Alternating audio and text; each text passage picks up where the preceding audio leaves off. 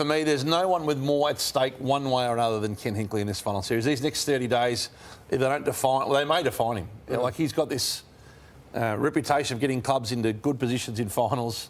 Amazing effort to finish top 4 with this team after being booed. He's rebuilt a football club, Craig. He's done more than get them into finals. And his reputation can be franked forever with a grand final or a premiership, and it can also be a big asterisk if they go out in straight sets. I think it's all on the line here for Ken in the next month. Yeah, I mean, he's the figure under the most pressure in this final series, no doubt about it. I think it's us against them. That's the way I'd be going into this final series. And when I say against them, I'm talking about the club's own supporters who do not want him there. So once again, what he's done to get them in this position after the challenges that he's faced, nothing but extraordinary. I think there's some real deficiencies in their list, but they got a favourable first-up matchup at home. You've seen the finals record. But the reputational delta is big for him. No doubt. And it's grand final. He's got to be a grand final, and then that will be the only thing that even satisfies though he's lost two really important defenders. I can give you all the excuses in the world, but when you've been there for 12 years, when you're into another home qualifying final against a side that has vulnerabilities and you can't get it done, there's just not going to be any excuses for him. Port Adelaide and Geelong on Thursday night starts our final spotlight, and Matthew Lloyd takes a look.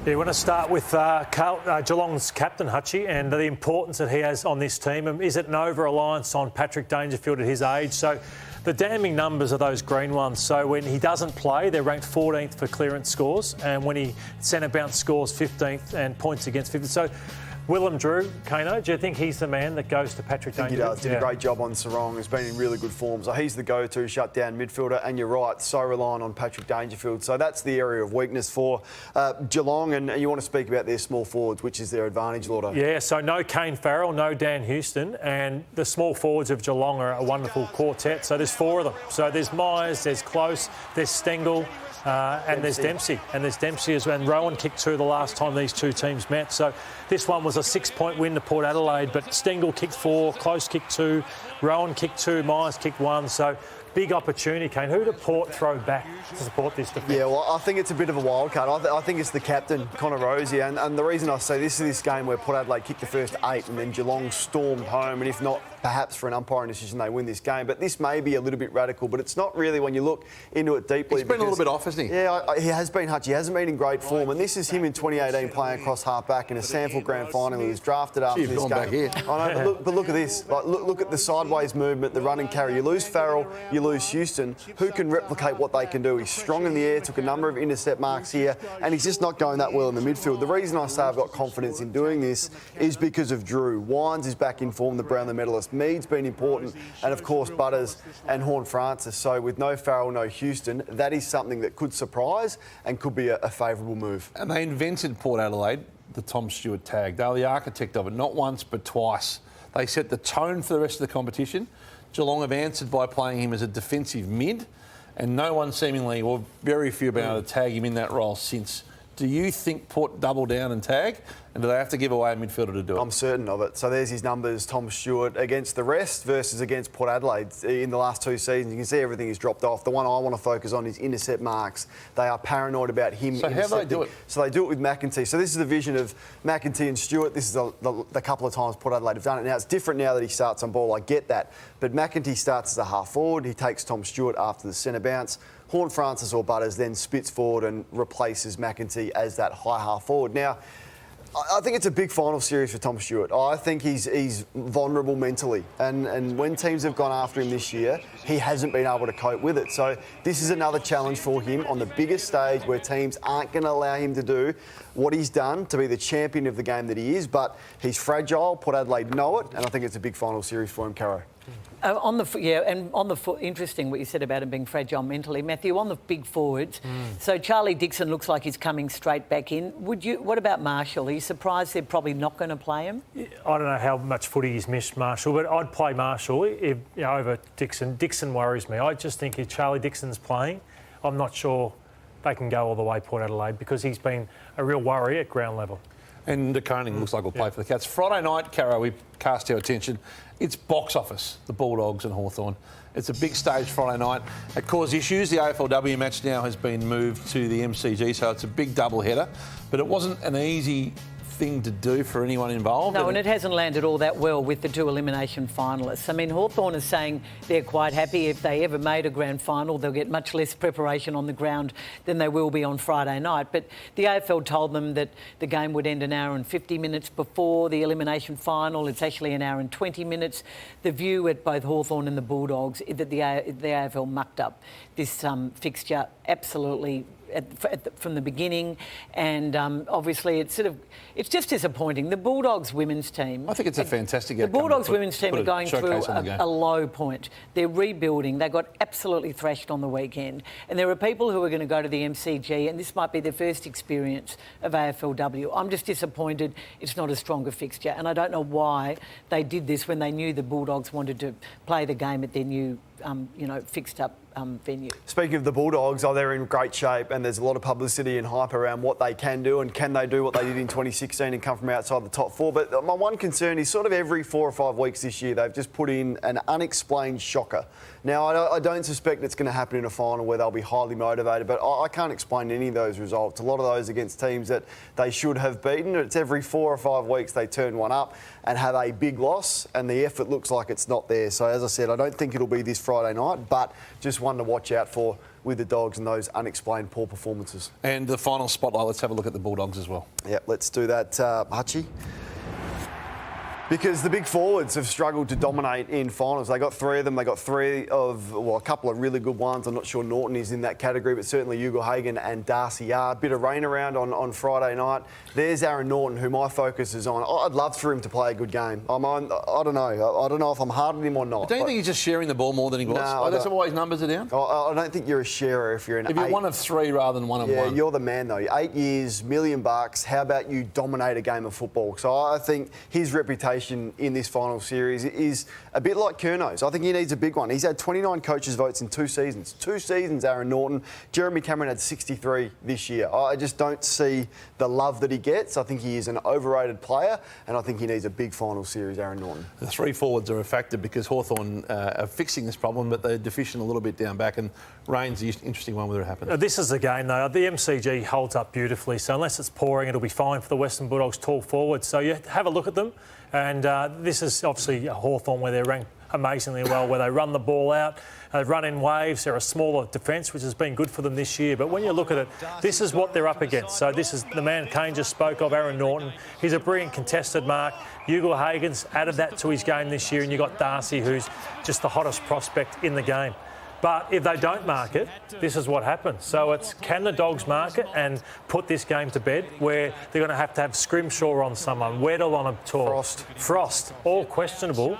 But if they can get it to ground, on your interview, Kane, he called it hot ball. So this is hot ball is. Get it, make it hot, make it live. So it's going to be a fascinating game for that. Do the Dogs mark it, or do the Hawks get it to ground and hurt them in that area? And the other aspect is the Dogs have only played 2 games at the MCG, so it's more their marble ground. These are these forwards we just touched on before. So these are the hauls in finals since 2014. Not many of them, and a lot of those are from your medium or your smaller forwards, Stevie Johnson and Bailey Fritsch. Not many key forwards have dominated in finals. So can they do something out of the ordinary in September and have a big performance like a Darcy kicking, his 4 or 5? I think it's unlikely. Tonight, let's get into Carlton on Friday night. Huge decisions to be made. They've stumbled into the 8, Kane and Matthew, and now they've got to work out how to sift through this list and who plays. Yeah, absolutely, Hutchie, and I think that it's all about balance, so you just can't look at the names and go, just get them all in. What would you do? Curnow and Mackay pick themselves. I don't think de Koning's fit enough. That's what you hear. McGovern comes in. With Doc, I don't know where Chera and Williams are at, but I would only pick maybe 1 or so more. Doherty, 4. But again, it's on balance, and you just take someone out. But just on Sam Doherty, I wouldn't play him. I just think it'd be one of the, I won't say sillier decisions, but one of the more bizarre decisions. When a guy hasn't played for 25 weeks and you think off not one game you can walk into the Gabba and play a game of AFL football in a final, I just think that would be the wrong call. And there's 6 months to get him fully fit. Yeah. So I don't know what your view on that, Kane, is. Yeah, no, I wouldn't play Doherty, but I'd roll the dice on a few of the others. This is the form that they've been in, the Blues, and really they've only beaten West Coast and North Melbourne, two of the worst sides in it. So I just think they're almost making up the numbers in this game. There is no pressure on the Blues in this game. So I just think they've got to get as much talent back into this lineup and try and do something special. We've got to bring that effort and pressure you've brought in the last 2 weeks, but that's only going to get you so far at the Gabba against a really good Brisbane side. So I'd be rolling the dice on probably all of them other than Doherty and Martin. Caro, the second most at stake in this final series for me behind Ken Hinkley is Chris Fagan, albeit from a 5 seed. You wrote a strong column on Saturday defending him, as you've done a long time. You gave me a drive-by here too, which was extraordinary. It wasn't a drive-by, it was just a fact, Craig. You've said I've continually targeted Fagan as lacking the matchday coaching skills to win a premiership, which is complete rot. Well, you've done it several times on this show. No, I've answered your question probably 6 times when you go on about it. What I said was once that he's a brilliant... I cannot believe you're arguing that he's a brilliant man manager. Yes, you have. Who needs strategic help. And I've said that's not his strength. And I've mentioned that David King has constantly said that. And I said, in fairness, King is not alone and you're another one. Yep. And you are. Own it, Craig. I can keep answering it the same way, but you can keep running over it again. Can we talk about their goal kicking, or am I too early to talk about that? Go for it. You're all in on them as... No, I'm not all in on them. I just think, like Ken Hinkley, Chris Fagan cops it unfairly. You think fifth's an acceptable finish for them with that list? Oh, I think the way they started the season, it's pretty acceptable. I mean, look, they lost 2 games towards the end of the season. Otherwise, they'd be top 4. Really disappointing. They blew top 4. Yeah, they blew it. Had they kicked straight, they would have been in the top 2 of the ladder at the end of the year. And after an impassioned speech about Joe Danaher before the last game against Essendon in round 24, we have a look at Chris Fagan and Joe Danaher at the end of the game, having a nice chat. They've beaten Essendon, but it wasn't entirely convincing. And then he just gets pretty animated, the coach. In fact, he gets very animated, and it's all about the goal kicking. What on earth is going on? Why can't we kick straight? And I think that they've ignored it. It's been the elephant in the room, Matthew. They've talked about it. What do they do now going into this game? Well, can I ask you, are they just too selfish with the way they kick for goal? Like, in basketball, I know, I hate to say it, you're always trying to put the scorer in a better position. They've got some type A personalities who like to have pings at goal. Yeah, we're discussing our high risk, high reward, isn't it? Production meeting. What do you think? Yeah, look at these numbers. So shots from corridor are 13th. So that's not team first. Accuracy, and then the rest of it's just accuracy. So I think they're mentally fragile in that regard. I think it builds, the pressure builds once the first player misses and the next one misses. It builds. They have often done it in finals as well, Caro. So, and Hutchie made a point, which is a really good one, that they often just blaze. So you made a good point, Hutchie. I think there's a lot of team blokes that just blaze away rather than lowering their eyes. And then once one bloke does it, you don't trust each other. I think there can be a lack of trust that can build within these players. But I think it'd be a massive failure. Caro, if they go out in the first week, they have underachieved as badly as anyone in that regard because they are too good a squad. Kane talks about the Dogs often being as good a list as there is. I think that's right up there with as good a list there is in the competition. I think they definitely will. They should beat Carlton. They should win. They absolutely should beat Carlton, and I think if they could achieve top 4 from where they are, I think they've retrieved a bit of their season. And from an individual playing point of view, Carlton have a player who is part of the final spotlighted, who also takes some significant pressure into this final series. Yeah, and he does, Hutchie, and this may be harsh because he's not going to be at 100%, but he's 27 years of age now, Charlie Curnow. He'll be 28 next season, and this is his final series last year. These are his averages, and not only were his averages poor, he was beaten badly, comprehensively by McCartan there that we've seen. He's beaten badly against Stephen May, he's beaten badly against Harris Andrews from Brisbane. So not only did he not impact, he allowed his direct opponent to do this and get off and intercept. We're seeing the May vision here now. So he just has to compete. Lordo, you've driven this discussion. You've questioned his body language at times. I think you've said the words that he doesn't fight hard enough. So if he needs to do one thing, even on a busted ankle, he's got to fight this weekend. That is 100% right, Kane. And there's being beaten, but there's also putting up a fight. And that's poor vision. That's as damning as it gets. in a final series, so he's got to fight harder than that.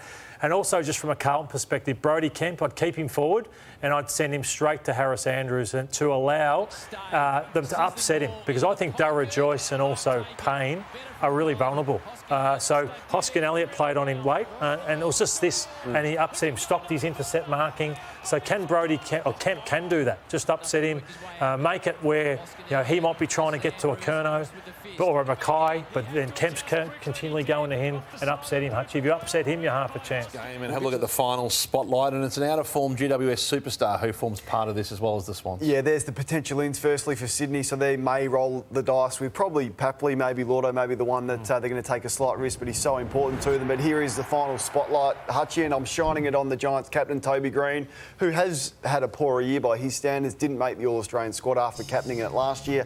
So there's his record in finals, and it is a good record. So maybe he's just learnt to manage himself like the more experienced clubs like Geelong do, to peak at the right time. And I'm backing him in. I think if there's one person that can have a huge final series and almost be the player of the finals, I think it can be Toby Greene.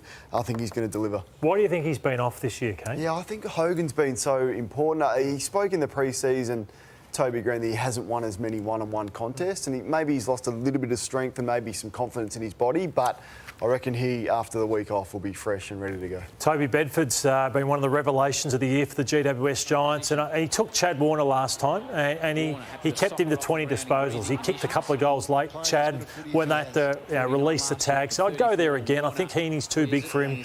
Bedford's not going to go out to a wing on Goulden. I think you go after Warner and limit his scoring. So he's been wonderful for them, and I think the Chad is a real barometer for the team. So yeah, he can rip your heart out. I agree with you. I think straight to Chad Warner. And I'm just shining the light as well on Brodie Grundy, who I just don't think he's been physical enough in the last 10 weeks. I think often he goes back with the flight of the ball and isn't strong enough in the contest. But here's the last time they met, and Briggs is vulnerable. Like, he's got this shoulder, so I'd love to see this. What Brodie Grundy was doing in the first 10 to 11 weeks, I think there's a real opportunity with the dodgy shoulder that Briggs has got to really dominate and insert his influence or assert his influence on this game of footy, Brodie Grundy. So he needs a big one, I reckon, because his form has also slipped.